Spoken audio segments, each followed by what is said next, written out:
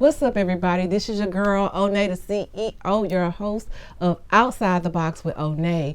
And this season, we are doing something special. We are having conversations with a king, and we have a plethora of kings sitting on the couch with me, sharing their dialogue. So I need you guys to buckle up your seatbelts because you're now plugged in, tuned in, tapped in to Outside the Box.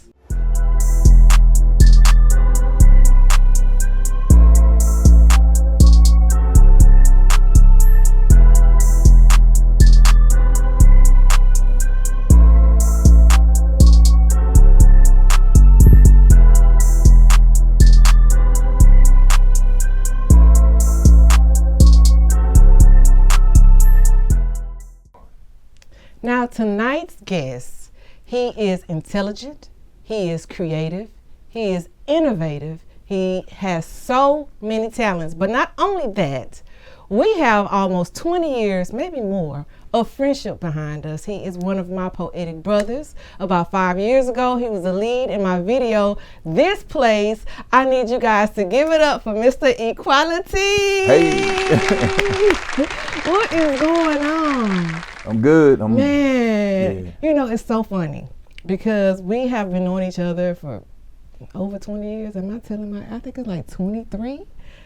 And we don't see each other often. It may be like 3, 4, 5 years we bump into each other, but it's almost like we never left. Yeah. It's almost what I want to say nostalgic. It reminds me of my youth when I was younger, you know, the poetry lounge days, yeah. when we were painting and the poetry was just authentic, like the poetry you could feel. It just reminds me like my other childhood. You know what I'm saying? Yeah. So shout out to you. It is good to see you. It is good to have you here. I just want to give you your flowers while I can. But tonight's conversation is going to be very deep. But before I put the wagon before the horse, there's people out there that may not know you because we have viewers everywhere. So I want to give you an opportunity to introduce yourself, tell us who you are, and what are some of the things that you do. Okay, first and foremost, I want to say thanks for having me. I don't get out to express myself on too many platforms, so I appreciate the invite. Congrats on everything that you do, first and foremost. Thank you. And secondly, I go by the name of Equality. Poet. I'm an MC who's part of a group called HISD. Some people may know HISD. Some people may know me from the Hue. Right. I went to Prairie View A&M, got a degree in architecture. So a little bit of, creativity, anything that involves some creativity. Yes, indeed. I'm a Libra. I like to read. But no, all in all, I'm just, I try to, express myself creatively any chance that I get. And you know one thing about us creatives, you can't put us in a box because we still discover ourselves through different forms of art. Like who would have known? Like you didn't mention that you're a painter. You didn't mention that. You didn't mention that you're an actor because if we start talking about all the different things that we do, after a while, they're like, man, what? How you do all that? Well, we really do live outside the box. So shout out to you for that. So for those that are watching, can you tell us where you're from? I'm from Houston. I'm from the north side of Houston, Texas, Studywood. Man, north side is representing strong on Conversations with a King. No. Yeah, they coming through from the north side. They have something to say, ladies, okay? Mm-hmm. Now, this show may not be all about accolades, and it may not necessarily be about your relationship in particular, but it's definitely a conversation that needs to be had from a male's perspective. As most may know, we had conversations with a queen, and it just created a lot of dialogue with the brothers, and I wanted to give the brothers a platform to be able to have a vulnerable, non-judgment, transparent conversation about some of the topics that come up in relationships. I mean, because everything on social media is so clickbaitish, and if you listen to all the memes you read, you're gonna see why you're single and unhappy, okay? But here we are. Now, if you don't mind me asking now, what are you married, single, dating? Yes. Married. Yes. Okay. So as a married person, what are your thoughts on today's dating climate? I can only go by what I hear. because I'm not active in the dating climate. I think social media plays a big part. There's a generation that's growing up with social media as options. There are dating apps. There were times when, you have to walk up to a person and the only way you got their information or you got to know them, you have to have a social interaction. Now you can meet a person without even talking to them. You can just, tap left or DM them. So before y'all even have a conversation, y'all have already seen each other and may have engaged, but not socially together. Right. And I think that is watering down how we communicate just as a people. You know what I mean? True. Because now we're not put in situations where we have to learn social skills. You know what I'm saying? People, you have a disconnect on DM, you just block them. So you never really learn how to have an emotional, intelligent conversation to be able to express yourself or even be heard. So that is definitely true. Now, how has social media influenced your dating outlook, and what do you think it has done to relationships? Because we know that the options are there, but people say, well, social media is the devil, but I don't really think that social media is the absolute blame. I think that is more user error because some people practice, they're more disciplined in that, you know what I'm saying? Whereas some people can find it as an outlet to do things that they have no business doing. So I guess to rephrase my question, do you think that social media plays a big part in failure of the relationships? I think it can. I think it could lead to a lot of miscommunication as well, because social media platforms, it engages with people you don't know. You can have followers or friends or whatever, and you've never met these people before. So everyone doesn't share their private life, and people can make comments that other people see. They may not know your situation, or someone may say something and then it could cause trouble, with if you're in a relationship. Someone sees something like, hey, why did she say that? And you may say, I don't even know that person. It has happened, it has happened to me. I'm a people person. I'm in the media and I do a lot of different things. And I know of a lot of people. I also know a lot of people, but then I have a lot of followers and friends on Facebook. I don't know them personally, right? So if I make a post, I really can't necessarily control what everybody says. If the heart eyes are there, if the fire emojis are there, if someone be like, oh, I want you to be my wife. They don't know what's going on. And even if I'm posting pictures of my relationship, they may not have been thorough enough to go back and see, is she posting somebody else on her page? They just say whatever they want. Some people just don't care. And some people don't care, and it's social media. So it really comes down to how you feel, how you and your partner connect. Now, one of the topics that I've seen go around, speaking of social media, is it disrespectful or considered cheating if your partner is liking someone else's pictures? What is your thought process on that?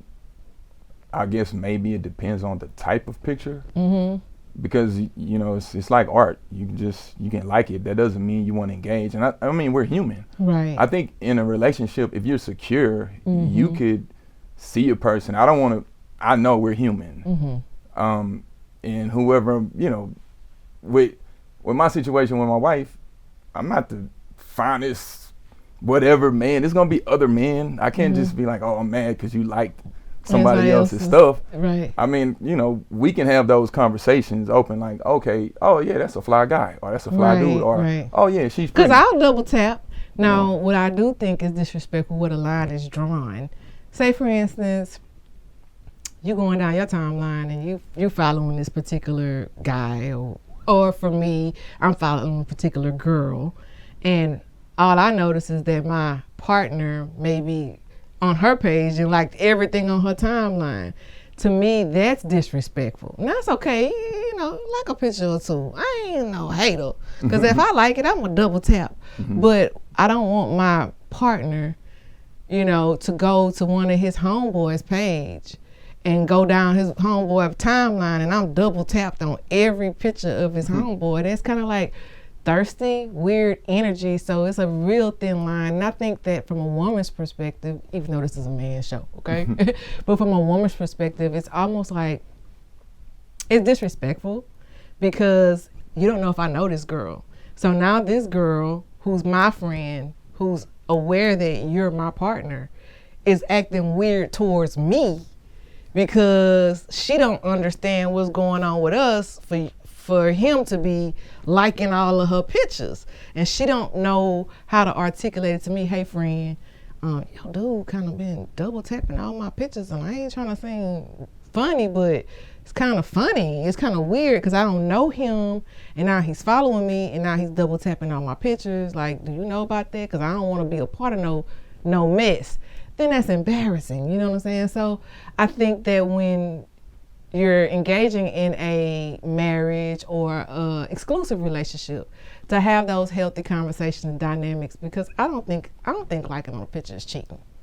I don't think it is. I just think that there's a thin line between giving a compliment and being thirsty. Just remember that. And also, I don't really have the time or the bandwidth to sit on social media to police who my wife is double tapping, and I don't think we have enough going on in our independent lives to where we're not monitoring and policing. I know that's who's double tapping or how many likes from one person. You gotta have a lot of time in your hands to do that kind of research. Yeah, I just don't have the bandwidth in my personal life to sit and do that.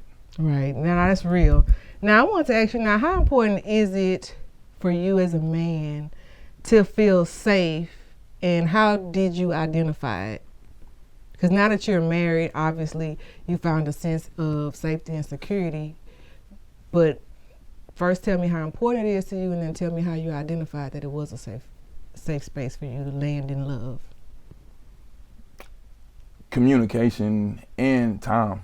It wasn't something that was like a rush. We spent a lot of time together before we decided, okay, we're gonna make a commitment to be married.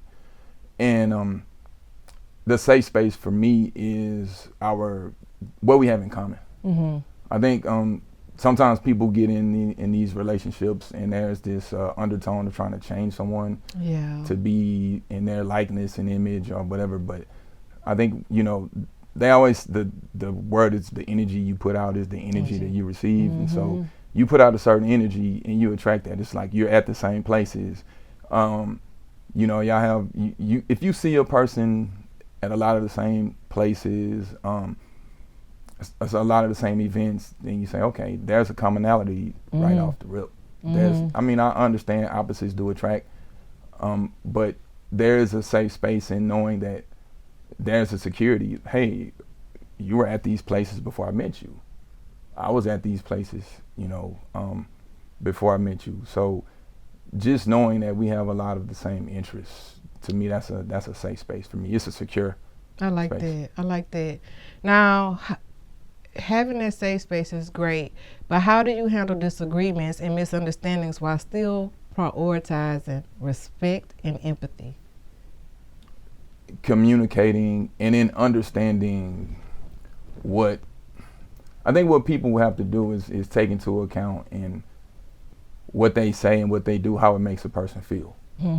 So you start off with, how does this make you feel? As opposed to attacking the person, you say, well, when you did this, it made me feel this kind of way. And I have to take into account and say, okay, if it made you feel like that, I can't keep making that same mistake because that's on me. You let me know and you expressed how it made you feel.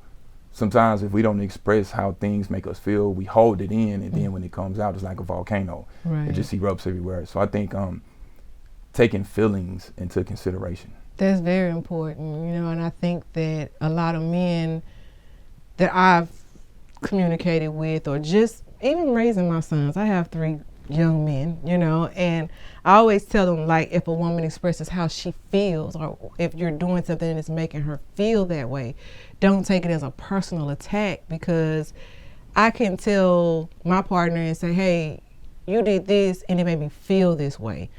That is not a moment for him to get upset and start defending himself. That would be a that would be a moment for him to say, well, damn, babe, I didn't mean to make you feel that way.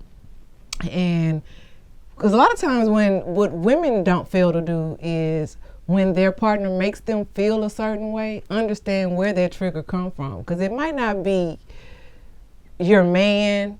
It might be something that he's doing that's just triggering a memory in you that you relate that to. So having that communication with him to say, hey, it made me feel this way, then he can ask maybe, why did it make you feel that way? To try to understand it, because that's how you communicate your love language. That's how you set healthy boundaries in your relationship, by communicating, hey, I don't like this, or this make me feel that way. And then that's when the person that you're with can kind of determine, are they seeking understanding or control? You know what I'm saying? Because if somebody want to understand you, they'll listen to you, and they'll provide that safe space for you to be able to express how you feel. So yeah, it could be as simple as when your partner comes home, how you feeling? Yeah. That way, before we even get into all of the activities of what's going on, I at least know how you feel, and you know how I feel. Mm-hmm. You may have had a bad day, so Right. I want to make sure I don't trigger anything. Right. But if I don't know, I may trigger something, Mm-hmm.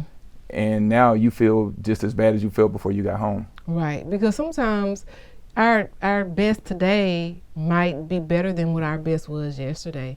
And sometimes when we're not feeling our best, just as women, we don't have the capacity to take on another thing. Or sometimes, even as you guys as men, dealing with all of the troubles of the world, the weights that's already on your shoulders, and then having a woman that may be having an emotional moment, just having the capacity to be there for her emotionally, in addition to the things that are going on around you, might be a bit much. So it's very important to make sure that your partner is in a good space so that they can have the capacity to even listen. Yes, maturity. Yeah. One thing I would advise people also is, if they know people that are in long-term relationships or that have been married for a long time, it's good to seek wise counsel. And one thing, an older guy told me, he's going on close to, 40 plus years of marriage. He and his wife, if it ever gets to where it's like super heated, they just go their separate ways to ensure that they don't go to sleep with that anger towards each other. And they made a pact to where they won't say anything disrespectful. If you know it's going there, just go to another room. Yeah, just do that. Yeah, and so it's so important for a marriage to not go to bed angry. For any relationship, really, because God forbid you fall out with your mom or your brother or your sister, and they don't wake up tomorrow and you realize that argument wasn't worth your opportunity of telling them you love them or saying goodbye, because tomorrow is not promised to any of us. So you definitely don't want to go to bed angry with someone that you love, when a conversation or an apology could have worked it out. And I'm not saying that you have to always apologize for things that you're not, that you're not sorry for, that you're not wrong for doing. But you definitely want to give your partner grace to be able to go through and feel whatever they're feeling, so that they can eventually come and communicate it. You know what, and I don't want to veer off from the questions, but some game that I would give women, right? In dealing with men. Give it to them. In dealing with men. Sometimes when you talk to that guy, you don't know you're meeting all of the luggage that he's been packing.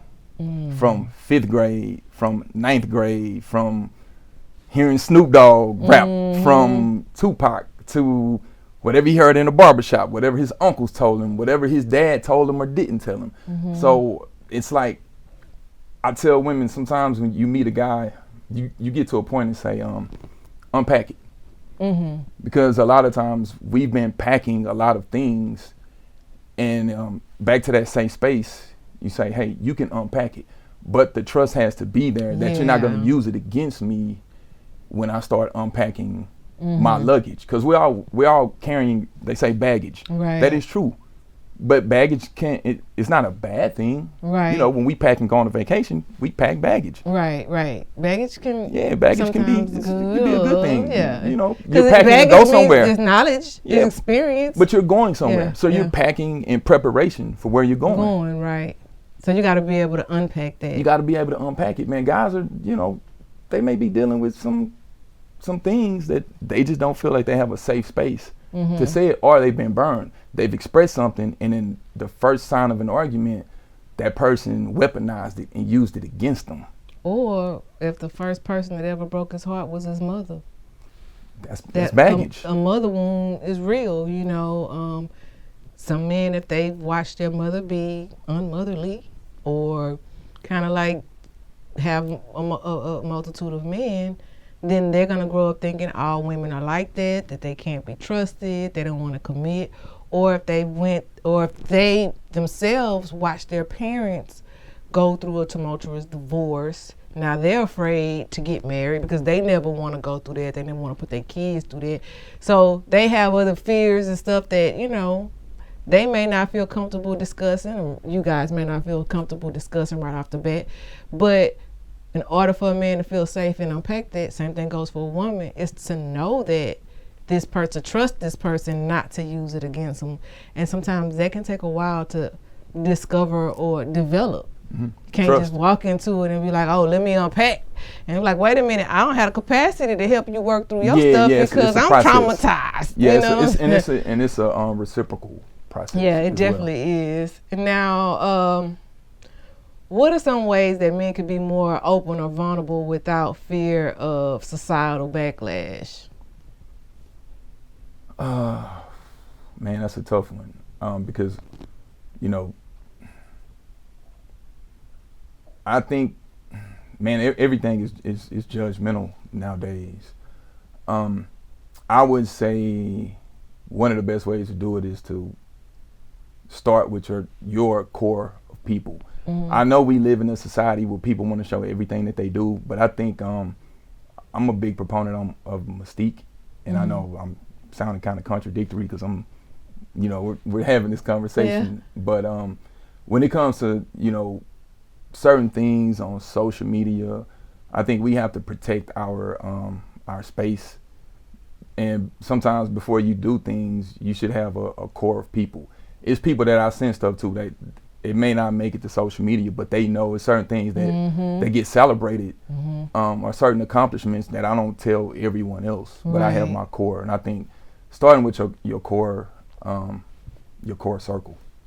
Now, I want to take a quick break, but before I go to this break, because I want to play a trailer. Can you tell us, because I told you he didn't tell y'all he was an actor. Tell us about Love Mountain, because I see that it's a book. Now, is it turning into a film, or are these shorts based on the book? No, it's a film, and it will be a book that will accompany the film. The film. Yes. All right, well, let's check out the trailer, Love Mountain. Get out, Joseph! Just get out! You can't even look at me straight! Just get out! I watched the sun go down tonight. Reached out my hand to touch the sky, and it felt like Which piece do you think is me? I know, emptied my fear in a waterfall. Neither. I'm sick. You asked for my perception. All right. I want to, yeah. We are love. It's only our anniversary.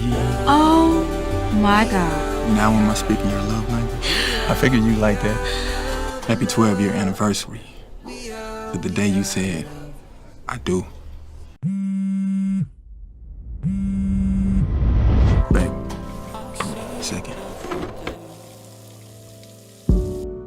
Watch you hesitate. Everything okay? Is it fake? I can differentiate. Ma, you home? Who kid is that?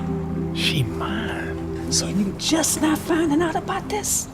You need to find a way to make this work. Joseph, that child is a full-grown human, and you mean to tell me that you didn't know about her? Hey man, so what wifey say? She probably got pissed and kicked him out the house. How old is she? About to be 12. How long y'all been married? This is before the engagement. Favorite rapper? Tupac. Time out. But she needs to get some normalcy in her life with everything going on. Everything has been for you. Did you have a child for me too? Drowning and watching But what you gotta remember is you have a daughter now, and she's watching every move that you make. Feelings buried alive, they don't die. Just because you don't talk about it doesn't mean it goes away. After all the failed miscarriages and the surrogacy and crying myself to sleep night after night after night, I can't even give you a child. You'll always come for me. You'll come for me. Now, if you are a movie buff like me, you definitely want to go check that out when it come out. Love Mountain. Y'all make sure y'all look it up. Now, before, I'm not going to sit here and ask him all the questions about what he thought about Love Mountain. In fact, I'm going to let you guys check out one more clip about what he thought about Love Mountain. Neither. oh, Sif. You asked for my perception. All right. The movie Love Mountain is a movie that's based on relationships. It's based on a relationship between a man and woman. It's based on a relationship between family. Based on a relationship between a father and daughter. It's based on relationships, and it's also based on emotions. It's a myriad of emotions. It'll make you laugh, it'll make you cry, but ultimately it'll make you think. And it's a movie about consequences and actions and the past and how it can affect the future. Sacrifice.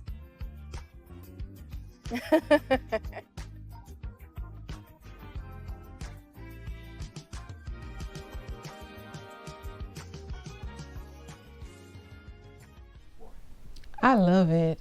Now, what advice could you give young men trying to find genuine connections in today's society? Because it has changed from when we were growing up. Yeah, I would tell them to first start with their own inner connection, because I don't prescribe to 50 of me and 50 of you. It should be a whole of you and a whole of me. So I think it starts with self-love, man, and knowledge of self. Like, learning yourself as much as you can.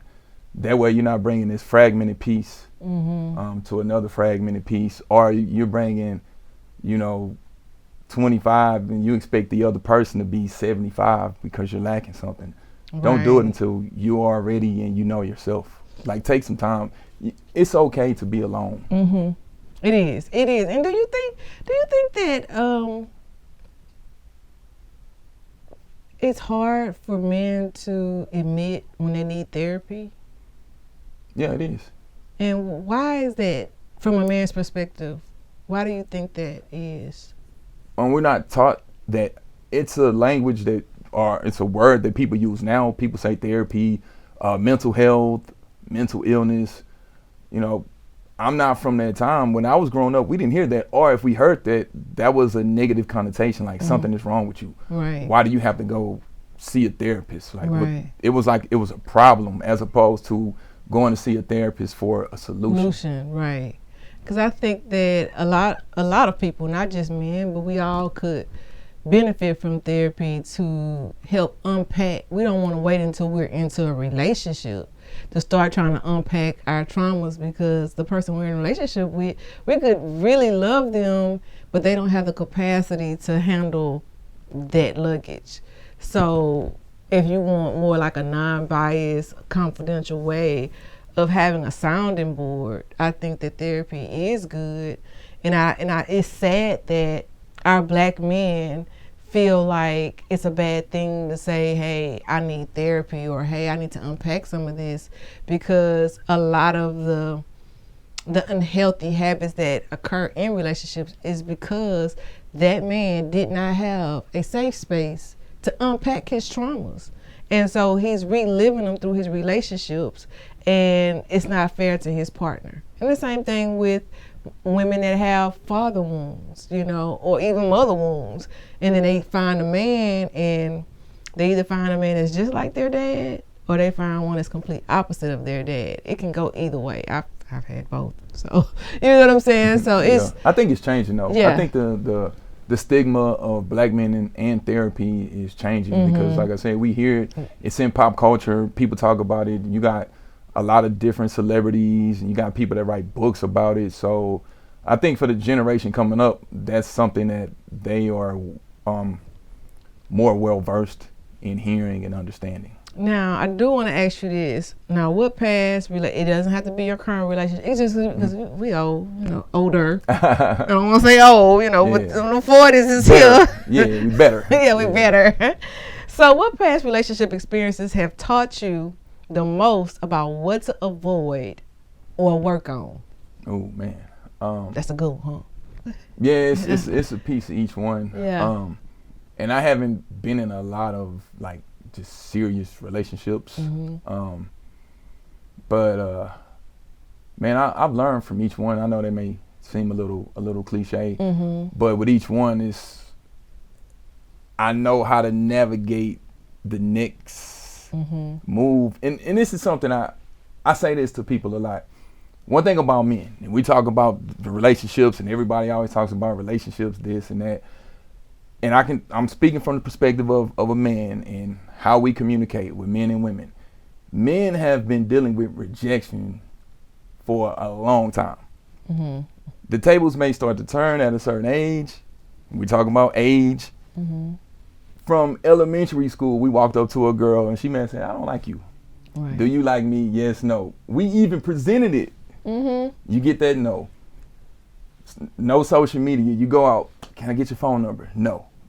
So I think over time, men have been hardened to a certain degree to where we have dealt with rejection. And sometimes you meet a woman and she's like, I can't believe we've been dealing with this since we were kids. We've been trying to talk to girls and like, no, oh, you ugly, or you, and that's that baggage. And people just expect all of a sudden, I think to me, it changes. I think when women get to maybe 30, 35, then it's almost like, oh, the tables turn a little bit.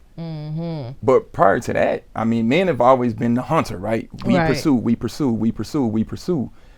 But we pursue because we've dealt with rejection and we know how to take it. For some women, I think it hits a little harder because you've been pursued most of your life. It's been, I pursue you.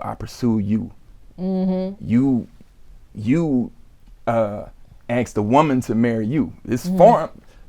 No man would. I wouldn't let a man. I wouldn't ask a man to marry me. Even stuff like that. It's like, hey, these are the traditions, and this is what it is. There's women out there doing it, but yeah. Yeah, but they get ostracized. Yes. Because it looks a certain kind of way. I didn't know I remember the first time a woman offered to buy me a drink, I was like, huh, what do you, because we're not used to it. Going out with a woman and she's like, I got it. I was like, huh, what do you, we're not used to certain things. Well, let me say this from the ladies, fellas. If a woman is, it's okay to let a woman treat you to dinner sometimes. It's okay to let her buy you a drink sometimes. You deserve the same love and the same attention and the same affection that you give, and I think that makes the relationship so short-sighted because there's all these expectations of what a man has to bring to the table. I'm so tired of that talk about the table. Let's just knock the table over, right? Because it's always, oh, he got to be able to have this, and he got to have 6 figures, and he got to do this, and that's all fine and good. I'm not saying that our ladies should not have our standards. We should. However, I think that we should also be able to meet them in that same capacity if that's what we require, right? Because it's like, how could you require something from somebody that you don't even have not obtained? So I just think that it's okay. It's selective equality. That's what I call it sometimes. It's okay. We select when we want to be equal and when we don't want to be equal. I'm not saying go let your girl pay all the bills and you driving around her car, dropping her off at work. I don't want to even entertain that because we're not playing them games. But I am saying for the brothers that are creating provision and doing what he needs to do, it's okay. You know what I'm saying? Even if you do just meet someone and a lady want to buy you a drink, it's okay. It doesn't make you weak. It doesn't make you a simp because you let a woman treat you to dinner. Now, I wouldn't even say that. I think what I was saying about it was more so that's not the expectation. Right. It's almost like, not wow. necessarily like it made me seem weak. It was just more so, damn, I'm not used to that. Yeah. Like, oh, this really happens? Yeah. Like, yeah. oh, that's... You deserve it. Yeah. We got to tell ourselves that too, right? Right, ladies? Right, fellas? I got to tell yourself, you deserve it. You deserve to be happy. You deserve to be celebrated in any capacity. It's like approach people. Oh, I wouldn't approach a guy. Women approach guys without saying they approach guys. Let me ask you this, because back in tradition, like the husband paid all the bills, the woman kept the house up. But that was years and years and years and years ago. This was for women's rights and equal rights, and the women now making almost, well, some women making more than the average man. Let's just be honest, right? So now that there's all of this equality on that forefront, where now women are providers as well, what is your stance on that? I'll give mine after you finish.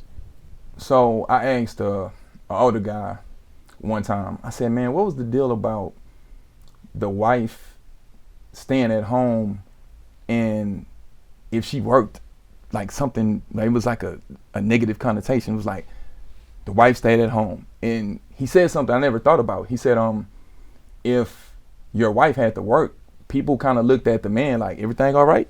Like, it's, you know, it was like, y'all good at the house? You need something? It was frowned upon, like, you can't handle everything if your wife has to work. I think now times have changed and things have evolved to where I don't think a lot of women want to be just stay at home moms. Some do, but I think we've evolved to where women want to have their own. Right. You know, we hear the anthems of independence and, you know, the songs, and we see it.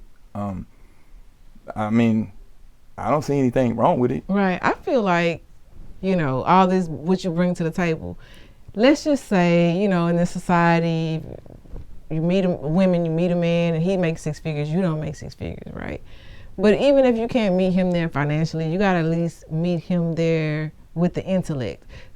And what I mean by that is, how can you cultivate his 6 figures? How can you multiply? What can you add to that other than being a bill? You know what I'm saying? So I'm a woman where I might not necessarily be able to meet him where he is financially, but I can definitely teach him how to multiply those finances. So in essence, what I bring to the table might be worth far more than rubies. If you read your Bible, you know what I'm talking about. You know what I'm saying? You know, it was stated that you know, a man gets the most beautiful woman that his money can afford him. A woman gets the richest man that her beauty can afford her. Say that again, because that kind of made sense. Now, what you said again? A woman gets the richest man that her beauty can afford her. A man gets the most beautiful woman that his money can afford him.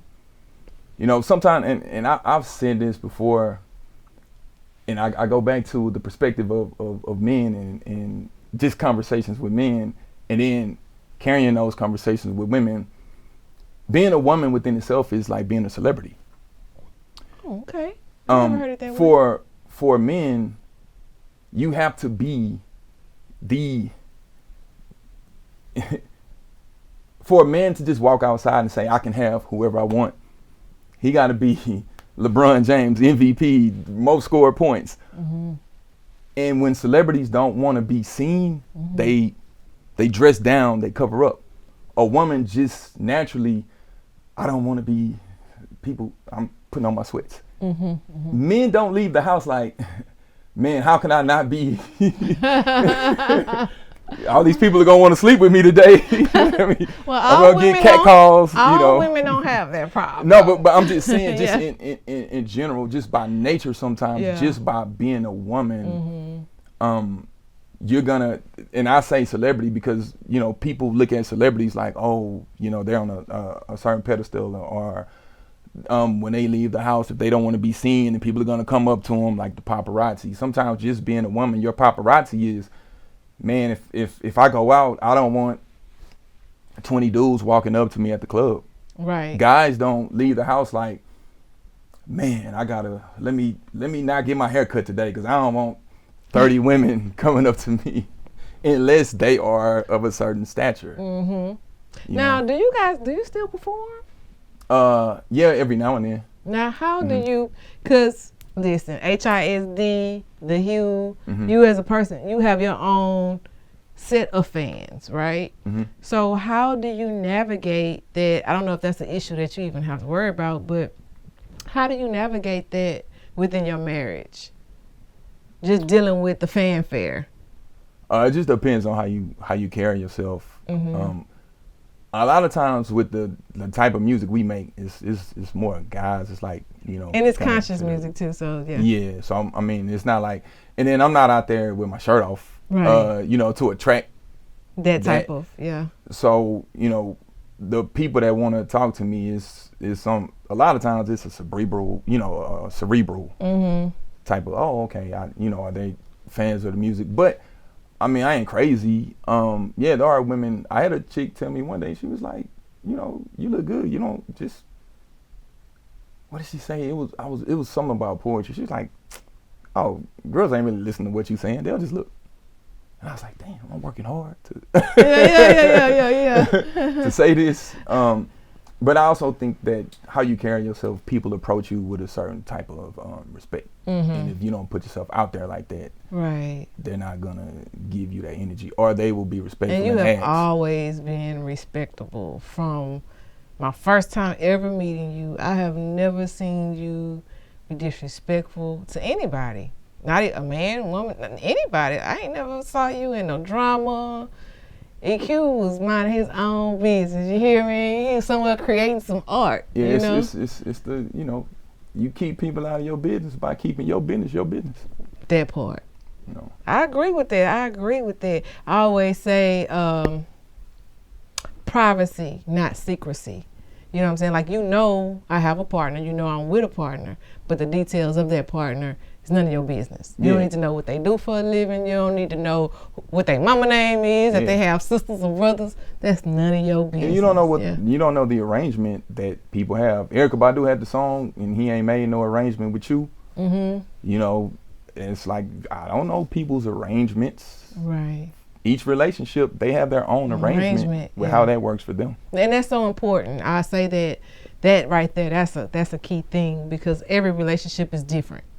Even if you're the same, even if it's you and you go from one relationship to another relationship, it's different. You can't do a cut, copy, paste from your previous relationship experience. You know what I'm saying? Certain things, you might be dealing with a man who like pasta. He might love pasta. And you break up and you have another man who don't even eat those type of products. So now you gotta accommodate this. You can't feed him what you feeding your ex, right? You can't give her flowers every day because that's what you gave your ex, because she might have allergies. She might not want those flowers. Hey, man, I'm my dietary choice is veganism.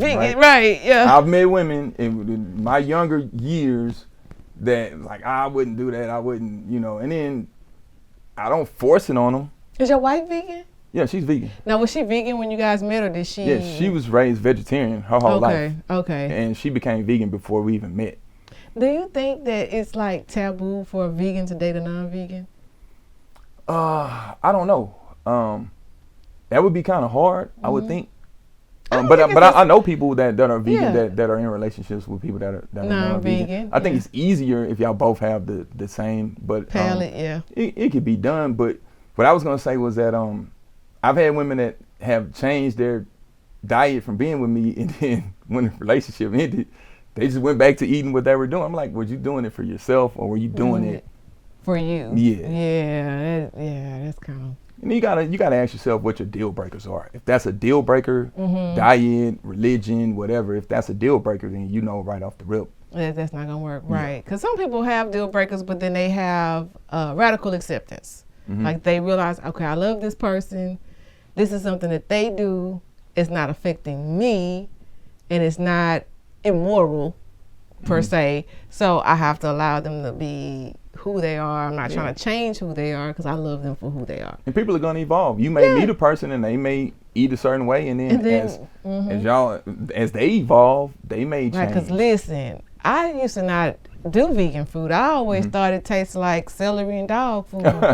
I'm not, listen, but then I was introduced to vegan food and mantra, vegan soul food. Yeah. I mean, you go to those places and you won't even know, listen, those Korean tacos at the mantra, listen, and they are so good.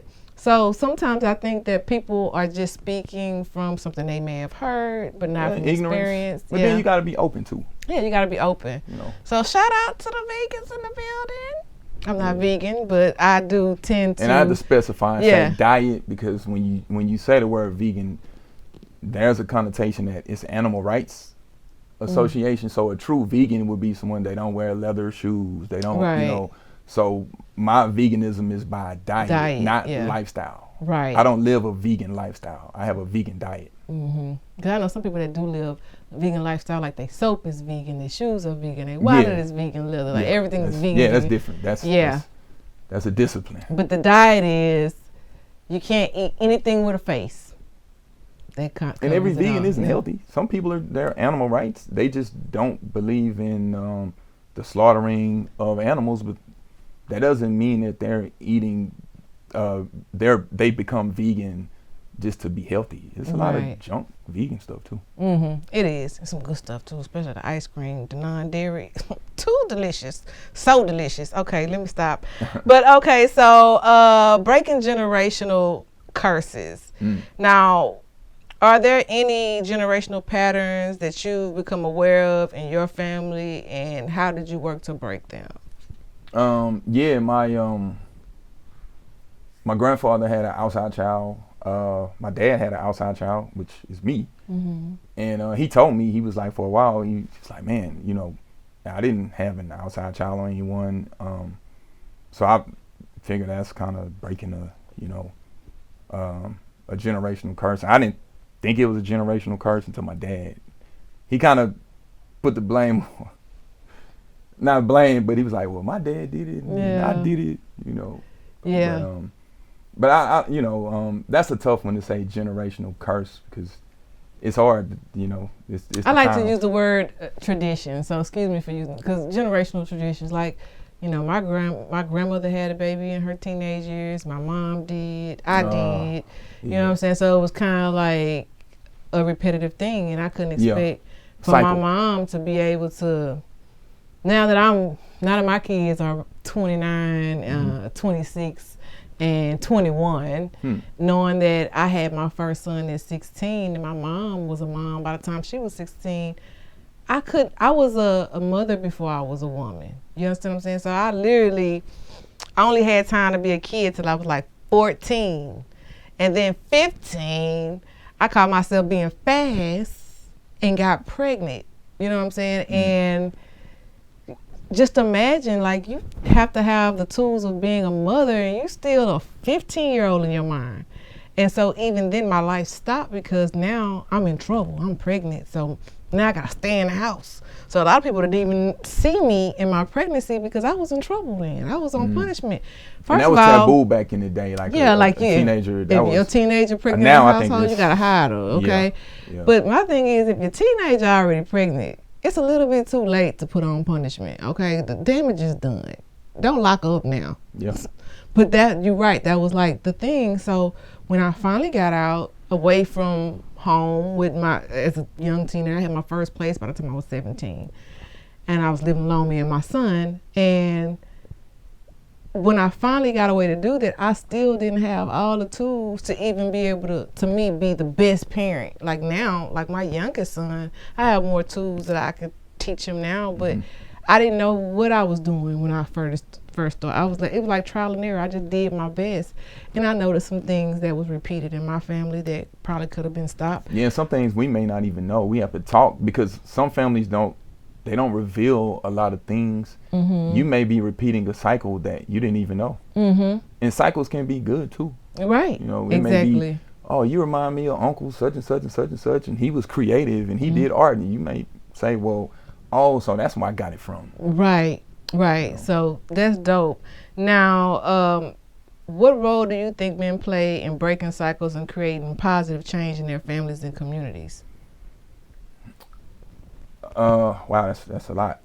First, I would start by saying what I do personally. I have a 19-year-old son, so there are two ways that men can go, right? Mm-hmm. There are guys that they'll say, well, my dad wasn't around, so I'm not really around active in my child's life. There are guys that, because my dad wasn't around in my life, I pour into my son even more because I know what that feels like. Mm-hmm.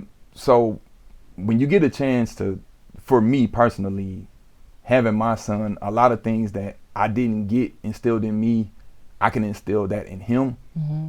And hopefully I look at him as a better version of me. And then one day he may have kids and he looks at them as better versions of him. And so now he has something, to carry on, that he can say, hey, I learned this from my dad. And then they could say, I learned this from my dad, and so on and so forth.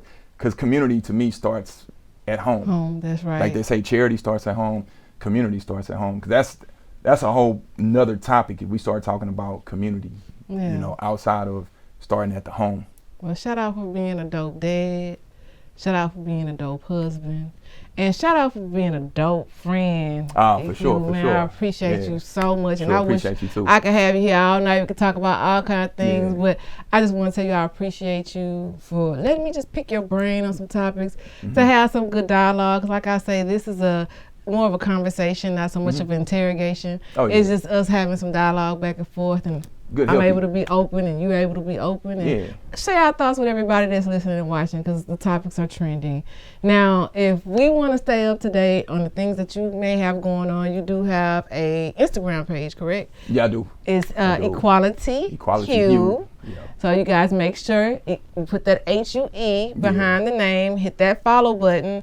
And he also has a podcast that you're on, The Gentleman's Hour. It's on the Podden Platformation channel, so you guys can go and check out Podden Platformations on YouTube and go through some of those videos and listen to some of the dialogue that they're having there. You might be able to learn a few things. And I also want to remind you guys that we are on multiple platforms. You can find us everywhere: Spreaker, Stitcher, YouTube, iHeartRadio, Third Coast TV, Spotify. I mean, you name it, we are there. If you like what you hear and you want to be able to catch us visually, make sure you come on over to Outside the Box with Onney YouTube page. Make sure you hit that subscribe button. Click that bell notification so you can be notified when we drop the next segment. Now, if you also want to come and sit on the couch with me and let me get all in your business and have some dialogue, make sure you submit your EPK and bio to otv.liveshow@gmail.com, and one of our casting directors will reach back out to you. If you like the quality of this podcast and you yourself want to become a podcast content creator, you can log on to www.onneystudios.com, or you can contact us at 346-491-5315, and we can get you started and bring your vision to fruition today. I want to thank you, Equality. Thank you as well. For just being who you are, for being a stand-up guy, for being a stand-up friend, and the world needs more people like you. Now, mutual respect. Before we go out, there's a young man that's going through a season of self-doubt. What could you tell him to inspire him? Oh, self-doubt. I would start by reading. I think a lot of times our young men and women, especially in our community, self-esteem, you've been taught inferiority complexes from a young age. I would start by reading and understanding the contributions that people have made prior to you, and then also look at your situation and then look at some other situations. I don't know that self-doubt, but you still have a place to sleep and you still have food. Drive under 59, drive under the freeway and see some people that they are still getting up every day and they don't even have what you have. Right. So, just start by reading to empower yourself. And when you look at yourself, see a better version of yourself. And you heard it from the man yourself. That's Equality. I'm your girl, Onney the CEO. I want you guys to catch me same time, same place, next week, new king, and I'll see you. Beat me there, don't meet me there. Peace. You're plugged in, tuned in, tapped in to Outside the Box, y'all.